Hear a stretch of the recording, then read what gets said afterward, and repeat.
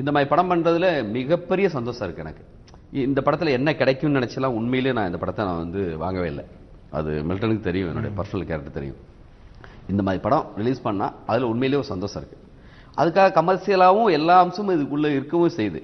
எனக்கு அதான் திரும்ப திரும்பி சொல்லுவேன், ஓடுற ஒரு நல்ல படம் அந்த படம் இந்த படமா இருக்கும்னு நான்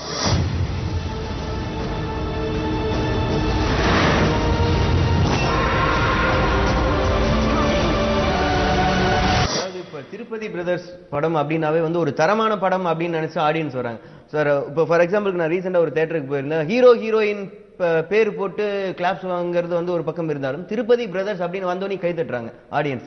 சோ இது எப்படி நீங்க ஃபீல் பண்றீங்க? நம்ம ட்ரெய்லருக்கு கோலிஸோட ட்ரெய்லர் வந்து யூடியூப்ல எல்லாம் வந்துருச்சு. அதெல்லாம் வந்து வெறும் ரஃப் நோட் தான் வந்துச்சு. பட் தியேட்டர்ல வந்து திருப்பதி பிரதர்ஸ் சேர்ந்தப்போ அதுக்கு ஒரு தனி மரியாதை கிடைச்சது. திருப்பதி பிரதர்ஸ் போட்டோன்னே கிளாப்ஸ் பண்ணாங்க. இப்ப ரீசெண்டா ரிலீஸ் ஆன ஈவன் வேற மாதிரி படம் கூட நம்ம தியேட்டர்ல போய் பார்க்கும்போது திருப்பதி பிரதர்ஸ் வந்தோடனே கிளாப் பண்றாங்க.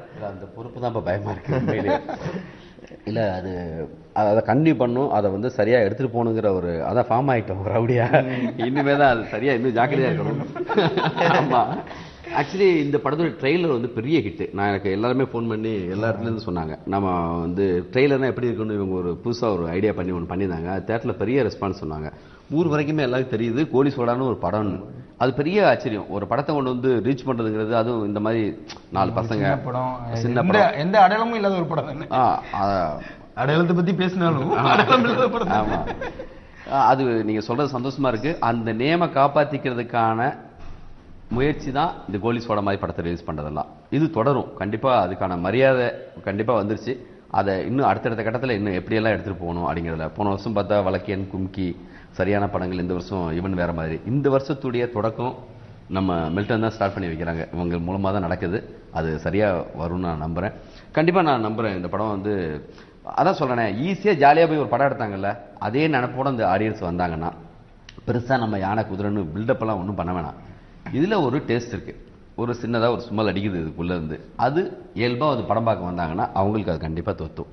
அந்த மனநிலையோட வர்ற ஆடியன்ஸுக்கு இந்த படம் பிடிக்கும். கண்டிப்பா அதை நான் நம்புறேன். அதுல நியூ ட்ரிப் ஒன்று இதுல இருக்கு. கண்டிப்பா அதை ஃபீல் பண்ண முடியும். நீங்க இருக்கிறனால தான் வந்து ஒரு சின்ன படங்கள் கூட வந்து பெரிய அளவுல போய் மக்கள் மத்தியில ரீச் ஆகுது. ஸோ ரொம்ப பெருமையா இருக்கு. ஸோ நினைக்கும் போதே ஓகே ஃபைன். நீங்க வந்து ஒரு கர்நாடிக் சிங்கராமே, கானா பாலா வாய்ஸ்ல எல்லாம் பயங்கரமா பாடினீங்களாமே அந்த பாட்டை. தயவு செய்து நீங்க பாடி காமிக்க இன்டர்வியூ விட்டு போகவே முடியாது.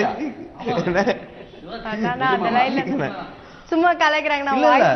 பேசிட்டு அவனுக்கு வேற வழி இல்ல. ஆமா ஆமா, கர்நாடிக் சிங்கரா இல்ல சார். அதுவும் அந்த கானா பாலா வாய்ஸ்லயே பாடுறது வந்து சாதாரண விஷயம் இல்லையா சார்? அந்த பாட்டை நீங்க பாடியே ஆகணும். Waiting, we are waiting. Camera ready, audience வாட்சிங். காதல் பண்ண கலங்கி நின்ன மனசுல நீ யோசிச்சு பார்த்தேன், முறைச்சி போனேன், புலம்புறேன் நான் தாண்டி.